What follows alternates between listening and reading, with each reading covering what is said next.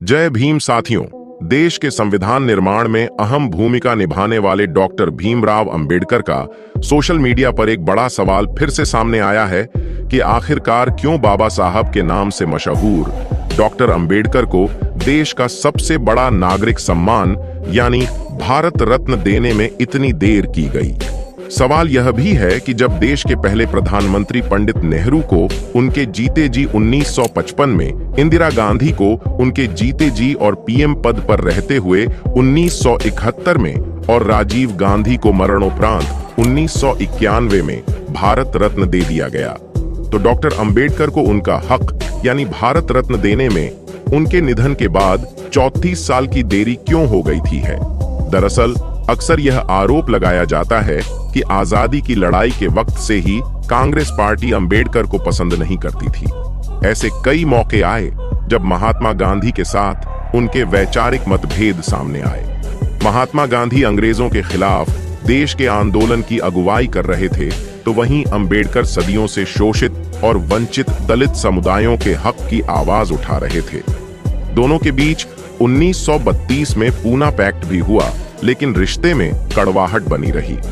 हालांकि डॉक्टर अंबेडकर को भारत की संविधान सभा की ड्राफ्टिंग कमेटी का चेयरमैन बनाया गया और आजादी के बाद डॉक्टर अंबेडकर को पंडित नेहरू ने आजाद भारत की पहली कैबिनेट में कानून मंत्री बनाकर भी शामिल किया।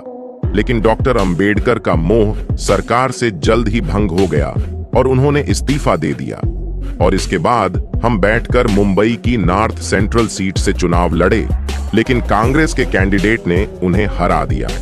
देश में दलित आंदोलन को आवाज देने वाले इतने बड़े लीडर और विचारक के खिलाफ कांग्रेस का रवैया हमेशा से ही सवालों के घेरे में रहा है।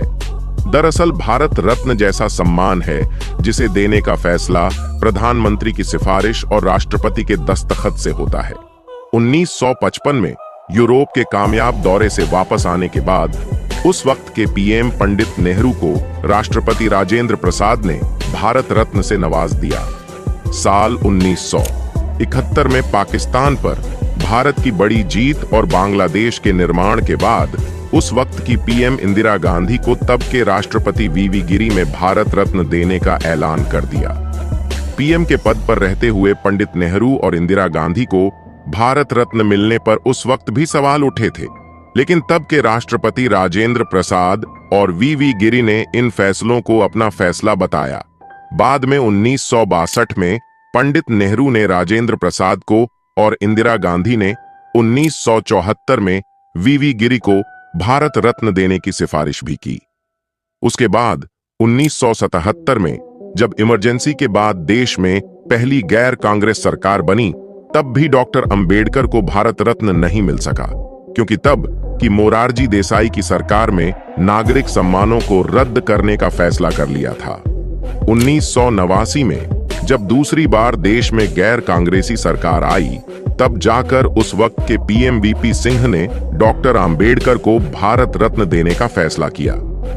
कांग्रेस की सरकारों के डॉक्टर अंबेडकर को भारत रत्न ना देने के फैसले के चलते अक्सर उन पर भेदभाव के आरोप लगते रहे हैं और कहा जाता है कि कांग्रेस बस अपने लीडर्स का ही सम्मान करना चाहती है। विरोधी दल और खासकर बीजेपी अक्सर यह सवाल उठाती रही है और शायद इसी सोच के मद्देनजर अब मोदी सरकार ने दिल्ली में नेहरू संग्रहालय या नेहरू मेमोरियल के नाम से मशहूर 3 मूर्ति भवन को प्रधानमंत्री संग्रहालय में बदलने का फैसला किया है, जिसमें देश के अब तक के सभी प्रधानमंत्रियों की जीवन गाथा और उनके योगदान के बारे में जानकारी मिलेगी। खास बात यह है कि पीएम मोदी ने संग्रहालय का आगाज करने के लिए उसी 14 अप्रैल के दिन को चुना है, जिस दिन देश के संविधान निर्माता बाबा साहब भीमराव अंबेडकर की जयंती है। बीते दिनों सोशल मीडिया पर बाबा साहेब अंबेडकर को भारत रत्न दिए जाने पर बहुत सी बातें हुई, लेकिन हर जगह सवाल बस एक ये किया गया कि बाबा साहेब अंबेडकर को भारत रत्न से सम्मानित करने में 34 साल क्यों लग गए। लेकिन कहीं भी इस बात का जिक्र नहीं हुआ कि बाबा साहेब को भारत रत्न दिलवाने में सबसे बड़ा योगदान किसका था। भारत को आजाद हुए 75 साल हो चुके हैं। इन 75 सालों में 48 लोगों को भारत रत्न से सम्मानित किया जा चुका है। जिनमें 32 लोगों को जीते जी भारत रत्न दिया गया है। वहीं 16 लोग ऐसे हैं जिन्हें मृत्यु के पश्चात भारत रत्न से सम्मानित किया गया है और इन्हीं 16 लोगों को लिस्ट में बाबा साहेब अम्बेडकर का नाम भी शामिल है। बाबा साहेब की मृत्यु 1956 में हुई थी। अपने पूरे जीवन में बाबा साहेब अम्बेडकर ने सामाजिक आंदोलन चलाए, जातिवाद के खिलाफ जमकर लोहा लिया। उन्होंने भारत का संविधान लिखा। विश्व की सबसे पढ़े लिखे शख्सियतों में उनका नाम गर्व से लिया जाता है। विश्व स्तर पर उन्हें सिंबल ऑफ नॉलेज यानी ज्ञान का प्रतीक माना गया है। लेकिन फिर भी कांग्रेस सरकार ने बाबा साहेब अम्बेडकर को भारत रत्न के काबिल नहीं समझा। जवाहरलाल नेहरू और इंदिरा गांधी कांग्रेस के वो नेता रहे जिन्हें उनके जीवन काल में ही भारत रत्न घोषित कर दिया गया था।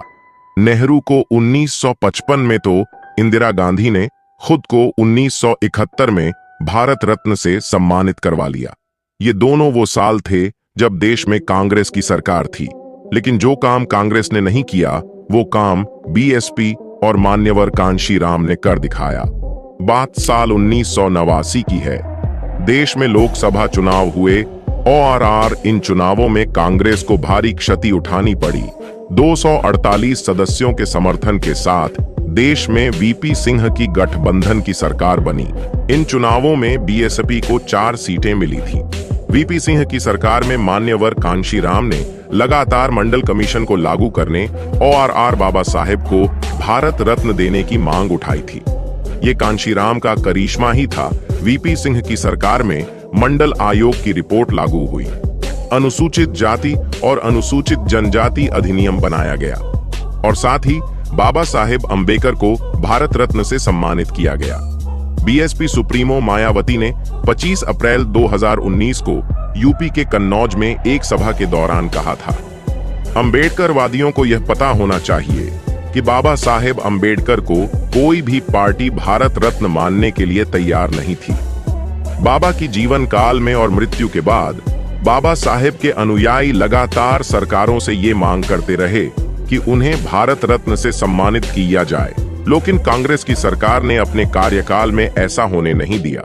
1989 में जब सत्ता का परिवर्तन हुआ और वीपी सिंह की सरकार बनी, तब बीएसपी ने उन्हें बाहर से समर्थन दिया और मांग रखी कि पिछड़ी जातियों के लिए मंडल कमीशन लागू किया जाए और बाबा साहेब अम्बेडकर को भारत रत्न से नवाजा जाए। इस तरह बीएसपी ने बाबा साहेब अम्बेडकर को भारत रत्न दिलवाने का काम किया।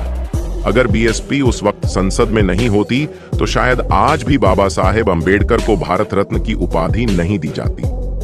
दोस्तों, आज की वीडियो में बस इतना ही। इस चैनल पर मैं सिर्फ बाबा साहेब के जीवन से जुड़ी छोटी बड़ी सभी जानकारी लेकर आता रहता हूँ। यदि आप बाबा साहब को पसंद करते हो और इनके बारे में और अधिक जानना चाहते हो तो हमारे भीमराव साहेब चैनल को सब्सक्राइब करें।